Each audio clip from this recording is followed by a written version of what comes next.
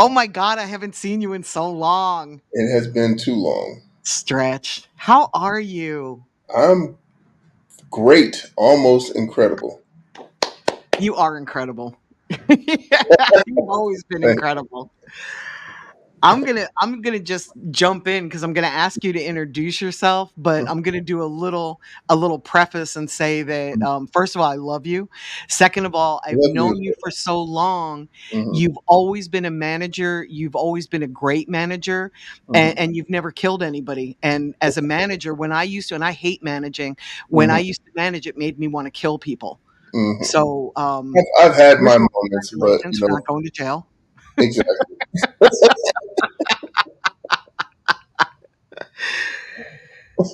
So, who are you, sir, and what do you do? I am Chioke Stretch McCoy, commonly known as Seaside Stretch from Seaside, California. Yay, I've been to Seaside. Wonderful place, man. I like to call it the most beautiful place in the world. It is beautiful. And it's funny because I went to a dispensary there, but I don't smoke weed. Hmm. But it's really a beautiful place. And then I hung out with some Crips. It was really kind of a cool trip. That's the juxtaposition of Seaside for you.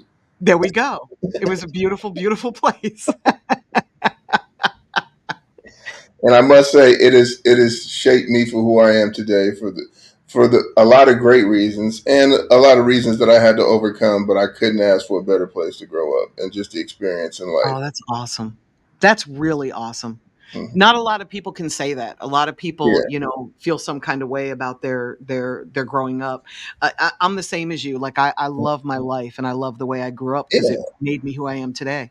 I mean, at the time, I probably would have thought differently, but understood the thing that I can say about Seaside that was great for me was just the diversity of the place. So I got to learn to deal with a lot of different people, and the one thing that I've took for granted early on was just the schooling system taught me great English. You know what I'm saying? Being able to speak and communicate, especially in hip hop, when you get into those boardrooms, has helped me in a lot of ways. You know what I'm No saying? doubt. In a lot of different places, and like I said, just the diversity from like my high school was an ESL school, so English is a second language. So everybody who didn't speak English as their first language in the area had to go there. So you meet so many different cultures, and it was just so diverse in itself that those are things I didn't appreciate until I moved on and seeing why it was hard for other people Oh. in other regions to break in other places because they didn't have a concept of what didn't work outside of what their place is. So I noticed how agricultural that area is surrounding mhm. Seaside. And then I also noticed it's really this incredible dichotomy between hood and Mhm. natural beauty. So Yeah, it's the ocean. I mean, Seaside, it yeah, literally is Seaside. And then it's also a little bit hood at the same time. It reminded me of who I am. yeah. I mean, the history of it is there was a military base that was there, so it was one of the first Oh, places where a lot of black people settled in the West Coast. And in the '70s, '80s, and even the late '60s, it was a predominantly black city where black mayor, black city council, and all those things. It was pretty pivotal in the civil rights movements back in the day. Then the base left in '94. That's when it got a little ugly. So there got was there was always a street element that was there just because of it was the area is known for, like you said, agriculture and for tourism. So there's a lot of hotels and things there. So Seaside was a place where a lot of the people that worked at the hotels lived because got it. it used to be East Monterey because Monterey is so Right then next door. from East Monterey and they wanted to actually separate it because of all the black people there. So let's just call it Seaside. So Wow. it was like I said, it was a great place because of diversity. There was a lot of from Vietnamese to Korean to Mexican to El Salvadorian to Indian. It was a very, very just diverse place. So things that I didn't understand and didn't appreciate because it was a predominantly black, but white people were definitely the minority. But in my mind, I didn't understand that a lot of people didn't grow up with all these other cultures and just Right. these other things. So That is a gift, and it's something that I look for in my own life now. Like when mhm. I chose the neighborhood where I bought my house, and I didn't buy my house till I was in my 50s, Mhm. but I needed all the food groups represented. Yeah. I'm a New Yorker, so when I came to Atlanta, I Mhm. needed diversity. I can't live with all anything. Yes. I need to look around and be like, oh, this is cool. Mhm. I like this. So how did you get into management? Actually, I got into management so around 98, 98, 99. A friend of mine's brother was into music and he wanted to start rapping, and like everybody back in that time, we wanted to start a label, so we started a record label. So we started a label, and at the time we were selling completely out the trunk, like completely independent. And Yeah, so to try to get more awareness on the artists, I started booking shows. So I started booking artists from the Bay Area and LA and places to do shows in the Seaside area to give a light for the artists that I was representing. Then smart. then from there, I that's when I met Mac Dre in '99, and then in the whole Thiz thing, then I came on board just because we had built a relationship. From I met him on the plane, but then I was booking him for shows, and we just kind of got real close. And there was a couple things that he felt that he needed help with as far as just organization and getting things together. So that's when I came along and started working with this. And the first person I actually managed was Mr. Fab, because as you know, through the Fab situation, Fab was through Thiz to us, but when all the labels started coming and people started talking to him, it was like, well, look, he's bigger than the situation we have. Let's just let him do his own situation. So he did a label deal for Forever After Bread, and I just moved over to management. So Fab was actually the first artist that I ever managed. That's awesome. That's where I met you. You Yeah, had called me and exactly. said, "Hey, come to California." It was. I'm thinking about it. Thinking back at that time, it was to know what I know now, and to the things that we thought we knew. It's funny and amazing at the same time. It really is. Okay, can I share a secret with you? Hmm. When I came out there, I actually came out there for, Jay Diggs. Yeah. His mom, I think, flew me out, if I remember Hmm. correctly, because she wanted me to help with this. I had just done the Cash Money deal, and they were kinda Hmm. hoping they would do a Cash Money deal. But of everybody I met, you and Gary Archer stood out the most, Hmm. and your business sense really attracted me because I'm like, this guy really gets it. I at that point in Yeah. time, I knew you were a manager. I knew that you had your artist at Atlantic. I knew it was going to Hmm. be a tough road for you Hmm. just because some of the things that you were kind enough to share with me. Hmm. And I'm like, this guy's going to make it. It doesn't matter whether Atlantic is behind Fab or not. Yeah. Like, this guy is sharp as fuck. And whatever he does, he's going to nail. And it's amazing to me that I could see that. And I love that I saw that. I always knew that you would, and you're going to Hmm. just keep growing. It's who you are. And I appreciate that a lot. And it was great experience to because understanding the things that you did and the people who you worked with and knowing the game. Because luckily for me, throughout this time, I was able to get a mentor who had taught me a lot about the game, which was the late great Chip Hooper, who was one of the biggest agents in the booking agency at the time. He had Fish, Aerosmith, Dave Matthews Band, Wow. and I just met him on a fluke at the gym in Monterey by Seaside playing basketball. His son was playing. We built a relationship. He had no idea what I did. I had no idea what he did. He took me by his office one day. It's literally right. It's cross street from my high school. It was literally the old jail. So the history of Monterey was the first capital of California. So there's just a lot of history there. So Oh, the that's jail sweet. is like really. It's like a big deal because it's still standing, and they converted into an office. It was Monterey Peninsula Artists, which ended up going into Paradigm, which is now Wasserman. So I go to meet him, and then we just built a great relationship. So I'm going to his house for Thanksgiving for all these big dinners, and I'm going with him to meetings with all of these big people. From this is back when it was Clear Channel to every booking agent to what I'm saying, every buyer, and I learned a lot just from him and just from my previous experience in the streets. You know what I'm saying? Yeah. I had a pretty good business acumen as well. So Yes. Very being much so. being able to get somebody to show me a side that, especially at the time, because in hip hop, this is the late '90s, early 2000s. Touring was not important to us. It Right. was it was not at all. And not only did I learn a lot from them, but that's how fast we was able to get the deal we were, because he had put me in connection with the right attorneys. At the time, it was Jennifer Justice, who moved on to be with Jay and all of them. But that's when they had one of the biggest firms. She was a part of one of the biggest firms that was out there. So it immediately made people take what we had to do seriously because there was a proper representation. Because as Right. you know, I think that that's the biggest thing that a lot of these young artists don't understand is like you may have the greatest artists in the world, you may have the so-called best team in the world, but for somebody to give you millions of dollars for you to be responsible for, there's going to have to be some adults in the room that they know and that they trust. And that's the thing that I think that a lot of artists are missing is the right attorney. Because you can have a big attorney, you can have a good attorney, but you need the right attorney, the one that's there for you, the one Yeah. that understands that. Because sometimes there's two sides to every deal, and if they're doing more business with the bigger side, guess what? You might be a sacrifice to it. But you know, Yeah. I think that the one thing that I learned from this was to always just try to get as much information as I can and just learn as much as I can from any and everybody that I could.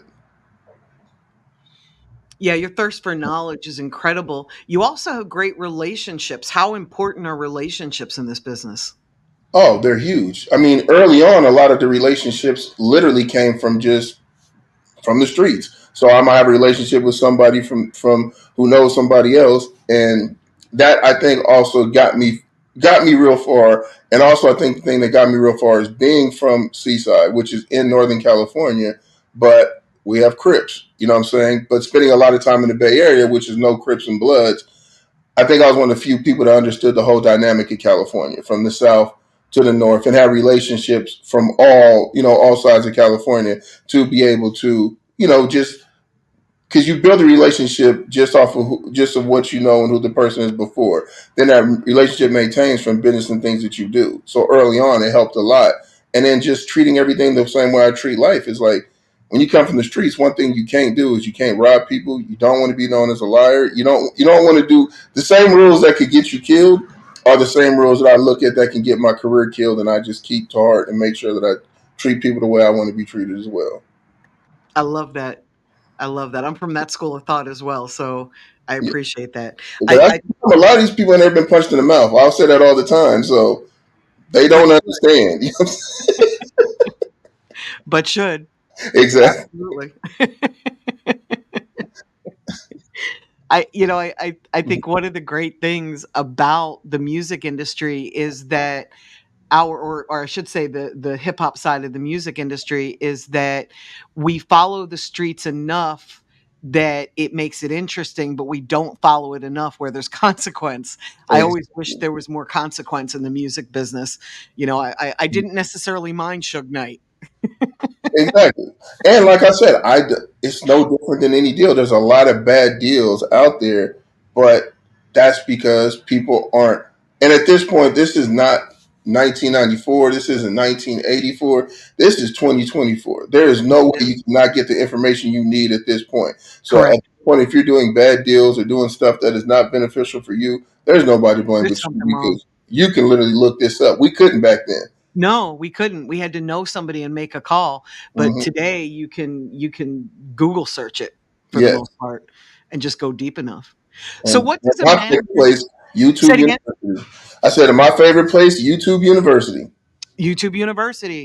I have a degree from there. I think I have a doctorate from there Yeah, because I spent so much I time for on it. sure have a doctorate, a master's, uh, Undergraduate. You have them PhD. all. You have them all. Absolutely. What does a manager do all day, every day? Like what is your job description? There's two ways. One I would say is glorified babysitting. The other I would say is you're basically like the general manager to a team. So you're the one making sure that all the parts are going together. You know what I mean? You're the one that interacting with everything, representing for the team and for the artist. You know what I mean? So I would say it's more than a coach because you're also in charge of the hiring, not the actual hiring, but you're also a part of the process of who has to be hired, and you interact with those people every day, from the attorney to the booking agent to the label to the business managers to everybody. So it's your job, I feel, is to kind of be the glue and to help get the vision for the artist out and make sure that their business is aligned with what their musical vision is. Got it.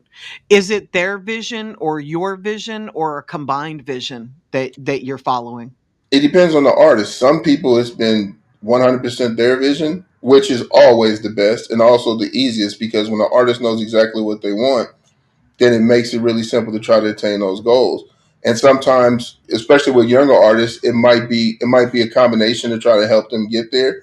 And then with some artists, they just like, look, I just like to make music, and or I just want to make money. So it can be my vision, but the what I see works best is when it's usually the artist's vision, and you're able to just add what you need to make sure that it works.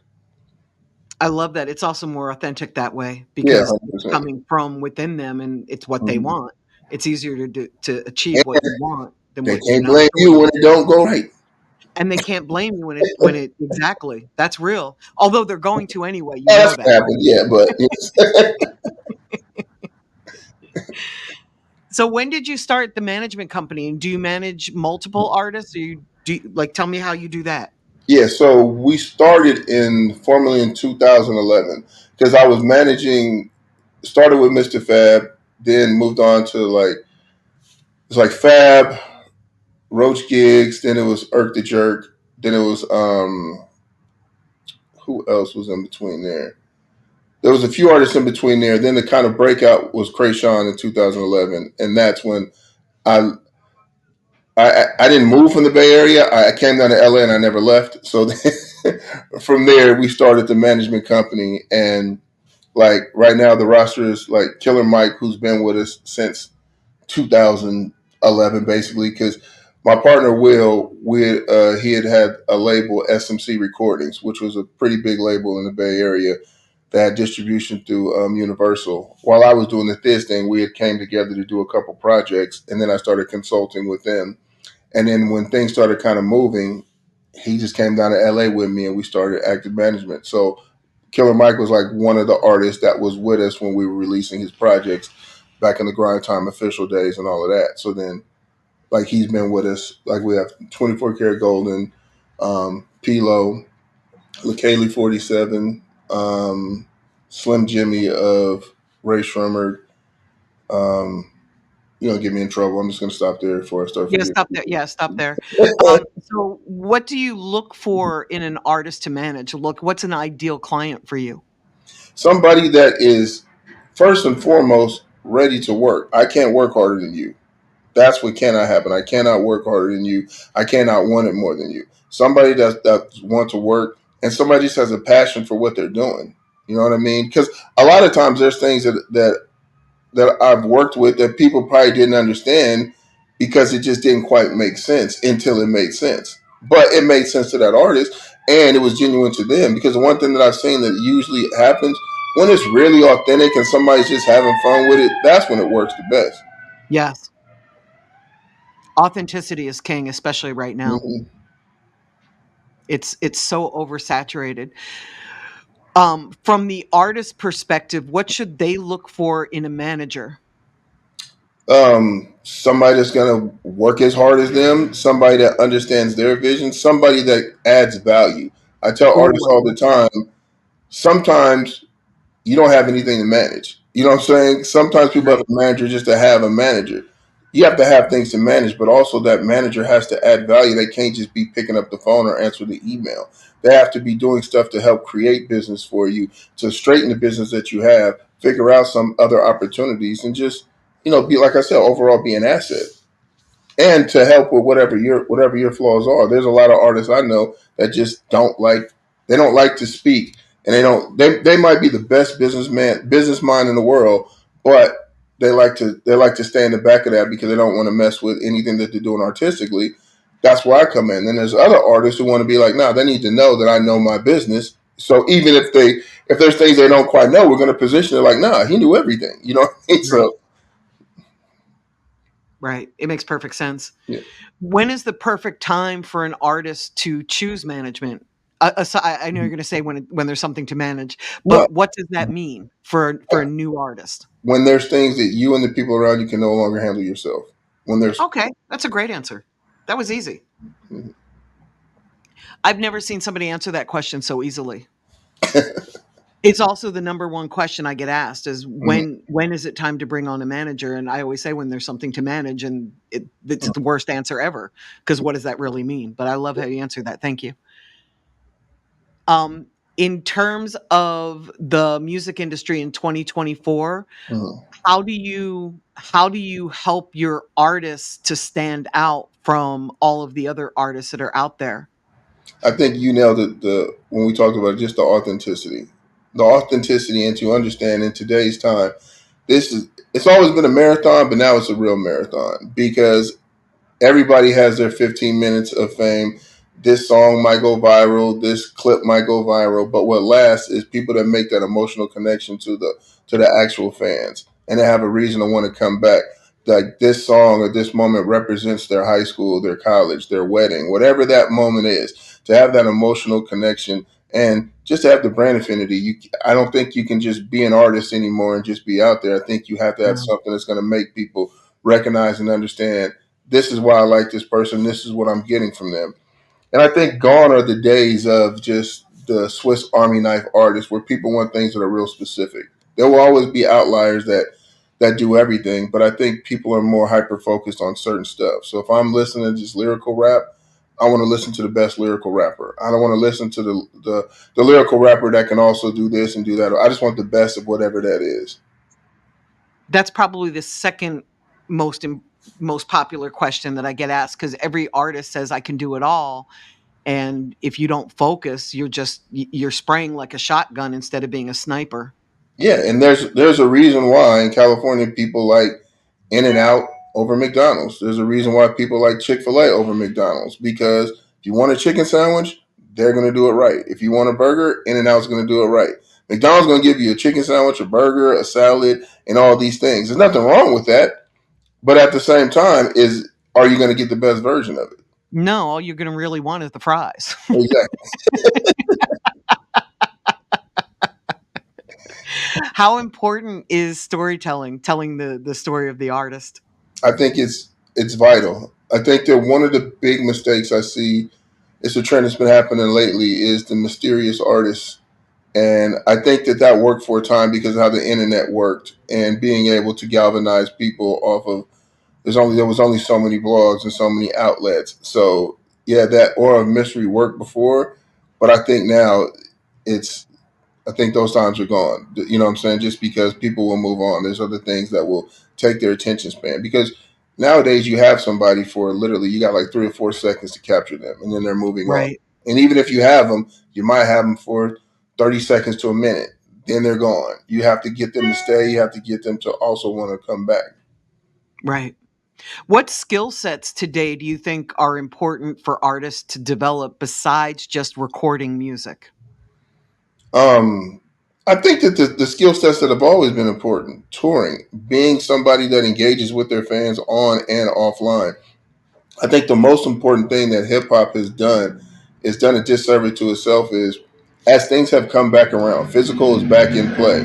Touring and actually people meeting these fans are back in play, but we're not doing it. We're still rushing to put an album out a week after it's done, while Taylor Swift and Billie Eilish will load up to, you know what I'm saying, to make sure their physicals in place. So if you look at the streaming numbers, nobody's beating hip hop in streaming numbers, but they're providing something that we're not, and that is physical. People are buying CDs and buying vinyl because they just want a piece of that souvenir. It's not because they're going to buy it to listen to it, but it's another format of media that they really love from the artist that is their favorite. We're not providing that, and then we're just sitting there wondering what the disconnect is because everything is online. They're giving you something real. There's a real experience. There's a real feeling. There's all of this IRL while we're just online. Right. We've been using Even Biz for our clients Mm, lately, and it's been great because and this is not certainly not a commercial for them, but it's given access to fans. It gives them the music a couple weeks before they can get it on the DSPs, and it's souvenir like. yeah. So they get the experience, they get the souvenir, they get the music early, and it's been incredible. I watched what La Russell did with Hit Boy, and it was amazing. Yes, that's one of my favorite human beings in the world. Me too. Me too. You need to manage him. We've tried that, and I love LaRussell to death, but I don't. He's one of those few people I think honestly don't need a manager. Okay. I He's think doing a that great job himself. he's well, it's not himself. He has a great team around him, He and does. that's what makes him so great. Is that because he's built a great foundation and a great team, but he's one of the few artists that he understands what he's doing. He Yes. understands his contracts. He understands his touring. He understands his merchandise. He understands all of that. So All the the only aspects. thing he really needs is, because even if he has a manager, he's still going to read through that whole contract. He doesn't Yes. want the highlights. He wants to know exactly what he's doing, as he should. So what As he should. all Russell needs is exactly what he has: the right people that believe and trust in him.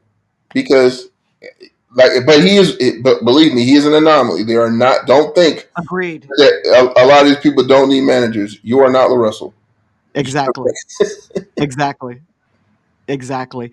And the great thing about LaRussell is he has reached out to all of us in Yeah. the industry that can help him, and we all mentor him. I Yeah. know you do. I know I do. I know Mm-hmm. Brett Baya's manager Mm-hmm. interacts with him. I know JR McKee interacts with him. There's Mm-hmm. so many people in the industry that mentor him, and he's not afraid to ask questions. And I No, love and I learn from him every day.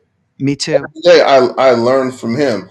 Like early on when I first met him, I was actually trying to sign him for the label that I have, and after the first probably hour or two of conversation, I'm like, you know what? This ain't gonna happen. It's not necessary for It me. was like you can you're more important to do what you're trying to do without signing to somebody, because you're going to show things that can happen that people are just afraid of. We're Yeah. like, when you're in the industry for so long, you're just trained to think a certain way. So, oh, you can't do that. You shouldn't do that. Why would you do that? Don't try that. Don't try this. And the thing that I love about him is there is no limitations. You know what I'm saying? None. At all. He wants to try it all. Hmm. And I love it, including every distributor that exists on the Yeah. planet. Yes. And I And love the it. thing is, what's great about him too is, as he goes, he grows and learns and understands. Because I think when he first came in, he took a lot of things personal about how the industry works and Yeah, how people may offer deals and how deals are structured or whatever. And yeah. I was always explaining to him, like, look, things aren't always just the surface level as you've seen. A lot of these people you're talking to, they just have a job. You know what I'm saying? They, as much as they want to be your friend, they still have a job, and the He didn't company they understand that. work for, it's just a P&L line. So you can't take none of this personal He at took all. it all personal. Yes, he's gotten it now. He understands. He's not tripping. You know what I'm saying? Yeah, He understands. yeah. He's grown a lot. I've known him, I guess, about 2 years now, and he's grown a lot in those 2 Yeah, years. I'm so proud of him, and he's a good guy. he's So a good guy. how do you balance your life, or do you balance your life is probably what I should ask. Mhm. Are you a workaholic, or do you have a life? How do Oh, you I for sure have a life. The thing is like, this is when you come from a real place and do real things, you understand. Like somebody, I always say this: the industry is fake, but the money's real. And that's all it comes down to. There's very few relationships that are real, and I understand and I cherish and I value those, like yourself. But I'm also not the person that's going to be on the scene or going to the fake parties and doing all this stuff unless it makes sense for what my business is. You know what I mean? And I understand why other people do, and they may have fun, they may have a great time, but I just value doing other things. That's same? really what it comes down to. Like, I do this because I love music, you know what I'm saying? But at the same time, I'm not gonna run myself in the dirt. I don't see myself wanting to retire no time soon or nothing like that. But I also don't want to see. I'm not the type of person that believes you sleep when you die. No, you sleep when you have time.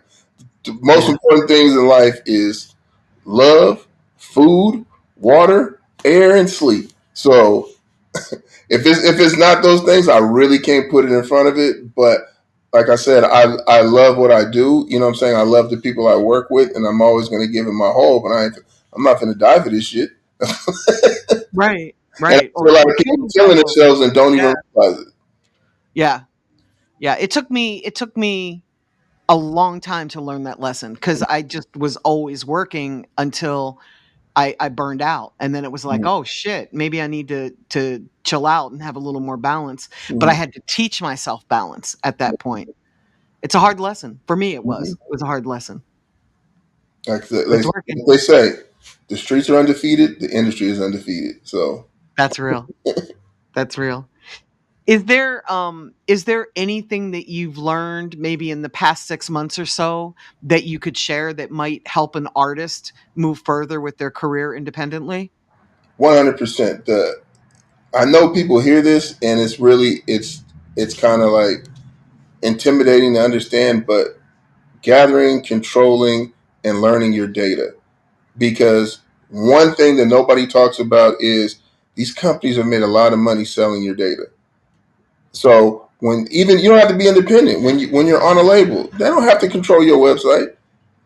You know what I'm saying? You could give them access to a splash page when they need to do things. The terms that when you negotiate that, your data is so important because what people don't realize is there's going to be a life after this music and there's going to be highs and lows of this. But when you have the information for the people that have tapped into you, when there is these opportunities like Coca-Cola come or when Nike comes, you can say, hey, not only do I want to do this deal, but also I can give you data that can help you with the marketing on how we do this.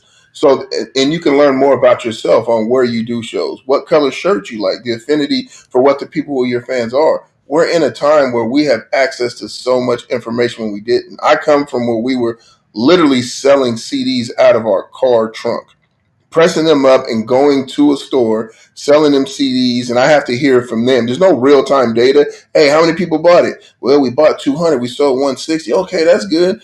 Like I had to physically go there and literally get a sheet of paper to realize what's happening. I literally had to press up some music and hand it out to test it to see if people liked it.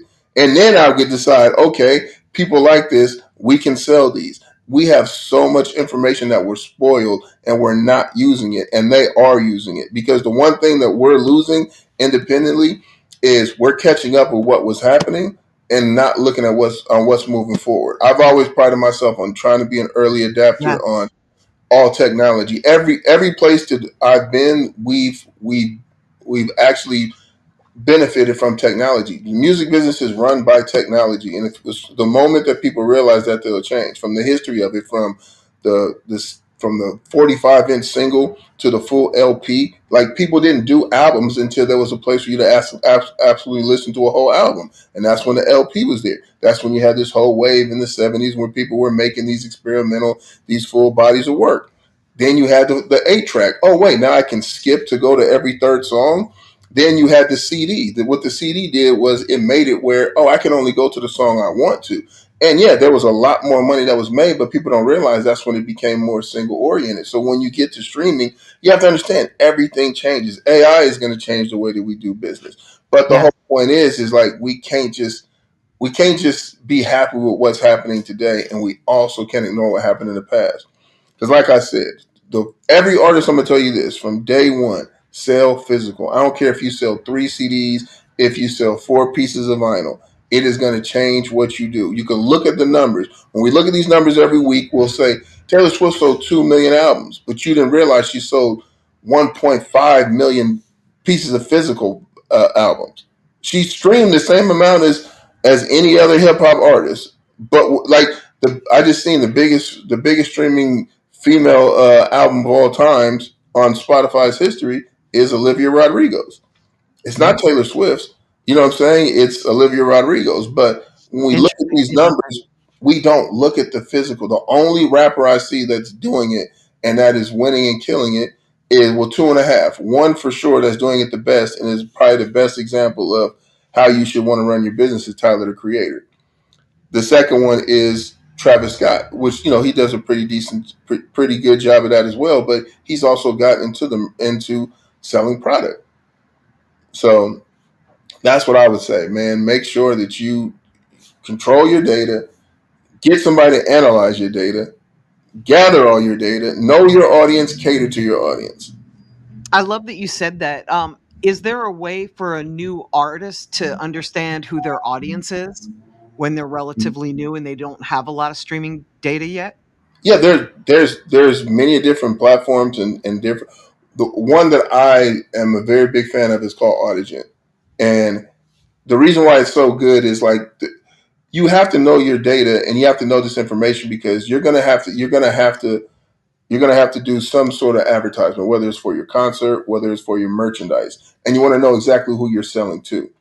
So you can get your data from, if you're selling merchandise, you can look and see, okay, the majority of my fans are from this particular area code and they're females. You know what I'm saying? you gather information. You give people incentives to give you information. Like, give me your email, I'll give you a discount code. You know what I mean? And Right. don't bother people just to bother them. Don't send an email that you wouldn't want to get. Right. Don't send a text that you wouldn't want to get. Don't do any of that. Only send stuff that you would want from your favorite artist, and that makes sense. That's great advice. Yeah, I'm not a fan of spam, so I love No, that. not at all. Like, it No one makes is. sense. Like, hey, new tour is announced. Buy your ticket here. Makes sense. Hey, you know what I'm saying? What I'm a fan of is newsletters. You know what I'm saying? You do quarterly Same. newsletters where you're giving them information, and you're also, because you can't only sell stuff. You need to also be giving them stuff and give away things. Give away merchandise you're not selling. Everybody has guest lists on their concerts. Give away a couple tickets to fans who probably can't afford to go. Do whatever you can to engage these people so they can be the one to spread the word for you. The biggest artists in the world aren't only ones speaking for them. They're big because other people are speaking for them every day. I love that.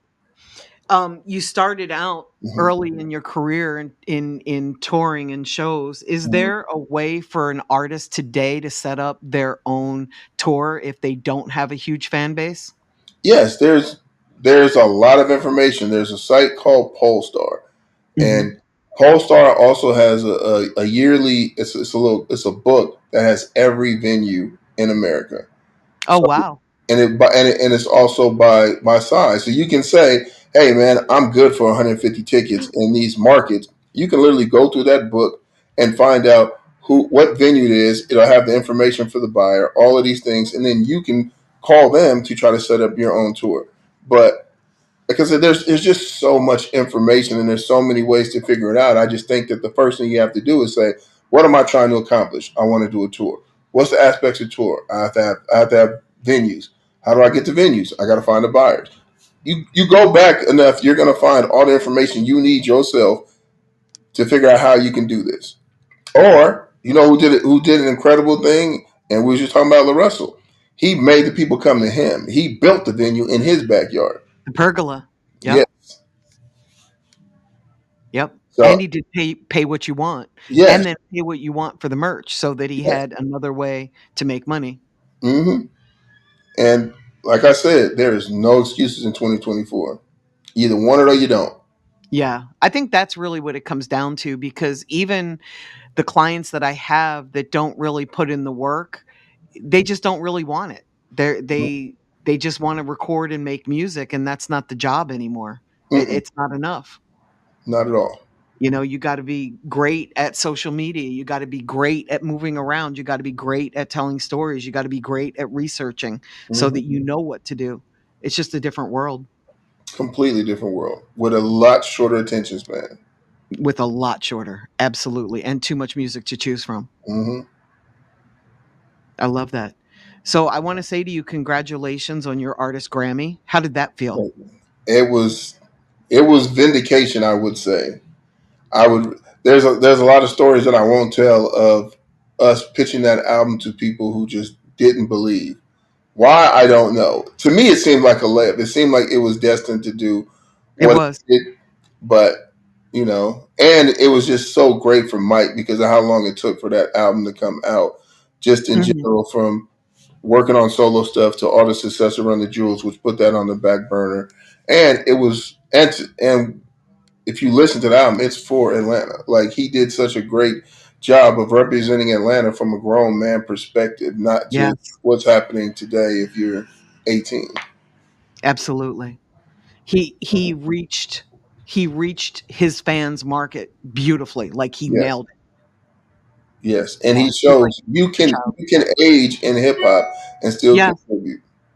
I didn't used to think that, Stretch, but Mhm. he has made me a believer. He's made me a believer, Conway, Benny the Butcher, Mhm. like, there's a couple people that have made me a believer because my experience coming up was the older artists, when they put out new albums, nobody cared, Yeah, well, I and it's think because they because weren't they were reaching the market. making content for a younger audience. Correct, and that doesn't work. They need to Mhm. reach their market. Yes, Absolutely. it's no different than if you look at rock or any other form or any other genre of music. There's a lot of artists that age and They do a great job focusing on their core, and then every once in a while they catch something that crosses over, and Yeah. they just celebrate. And I think that that's just how it needs to be looked at. Is like hip hop is still only 50 years old, so none of these artists are. It's not like anybody has done this twice. You know what I'm saying? Right. Right. Right. That's real. Is there anything that I haven't asked you that I should have? Um, I don't think so. Cool. I love that. So my market is up Mhm. and coming artists and up and coming people in the music industry that Mhm. might want to be management. Yeah. That's really what I want to convey. And the great thing about this series, especially this episode, is that it's stuff that people can take notes and go do tomorrow and start making more money in their career if Yes. they apply exactly what you've said. And I thank you for that because it's rare that people are that forthcoming and that giving with knowledge. And I think that stuff like this is so important because we just have like a lack of infrastructure where there is a way for young managers, young executives, young people that's not just a rapper or a producer to come up and to learn the game. And I Agreed. think that there's a lot of misconceptions of, as somebody who's done it independent on so many different levels, the misconception of independence doesn't mean you're doing it by yourself. That just means you're not being financially backed by a major label. The greatest independents still have the same amount of staff. The reason why people sign to a record label is because they don't want to hire 30 people when their album comes out, which makes sense. And I think that the biggest problem we have is it's either this or that, but not understanding how you can have both. You know what I mean? You don't have to have a major record label behind you to have five really good people working with you. You don't need 300. You might only need five. You might only need two. But I think that we just need to, as artists, understand like you need to build a team. A team only means more than one person. So as long as it's not you, just to fill in the holes that you have and to get to where you want to get to. And I love that. I think that that's the most important because in hip hop there is this, like I always say this: you can't be a boss without employees. Everybody wants to make the money, but they don't want to pay the people to help them get there. Or when they do get the money, they forget about the people that help them get there. And I think Yes, that that's the biggest problem in hip hop, and it starts from the beginning in educating people right now. There is no there's no billionaire that did it by themselves. There is no Fortune 500 company that was started and finished with four people. It takes if you just want something that's very small for yourself, that's a very easy business to do. But if you really want to be the biggest artist in the world, you're going to have a team that covers the whole world, and that doesn't yeah, and we're showing and seeing you don't have to have a major label to do that, but you do have to have major people to help you. I love that. Can we still have superstars? I'm worried that we're so fractured and it's so hard to reach a large enough market to build a superstar. Is that possible today? 100%. The problem I think is people have to change their way of thinking. So like I managed 24 Karat Golden, and he had a song that was literally the biggest song in the world. Unfortunately, it was Yeah, during COVID, yeah. so we I never. thought fortunately it was during COVID. I Well, no, think that helped. what it is it's 2024, and he's just now getting to markets where the song was number one, actually touching Oh, people in wow. full Okay, way. so you're saying, like, to be able to back it up, it was Exactly. challenging. So Got it. I think that and a person who taught me this and said this a long time ago, and it makes sense now, is Mike Karen. We was just talking about an artist, and he was like, I think that the way you have to look at this is you have to approach every moment as fast as you can. You can't make a song, have a hit, then you spend the next, year while that song is at its peak doing shows just trying to make all the money. You might have to skip that first round and then let everybody know who you are. Then you can come back and get the money. So I think that what happens is like it's a whole world out there and you can get to it now. You just have to go. But what's happening is people aren't going to all these places because they think that it's covered by the internet. The people that actually go to these places, they do great. They do incredible. So if I'm Tommy Richmond and I have this song going crazy, you're gonna physically see me in all these markets. I'm gonna if he signs whatever label, wherever they have an office, I'm gonna go meet that staff and I'm gonna be great to them because they're going to work hard for me. I'm going to meet the fans. You just have to go and do the work because to be a global star, you got to cover the globe, and people aren't Right. willing to do that. The time frame has changed. So before, when you had all these huge stars, they put an album out, they working for 2 years. They're getting to these other markets at month 13.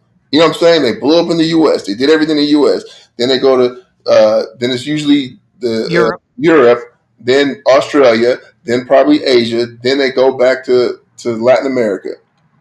Nowadays, it's like all this shit is happening immediately. So Immediately. Everywhere. you got to be able to move, and you got to be able to do all those things. So I think it's very, very possible. It's just going to take the right team and the right people to capitalize on the moment and actually be willing to put in the work. Because a problem that I see now is you could be an artist and your first song you put up, next thing you know, you're making life changing money. So you feel like you made it. You feel like you don't have to do nothing.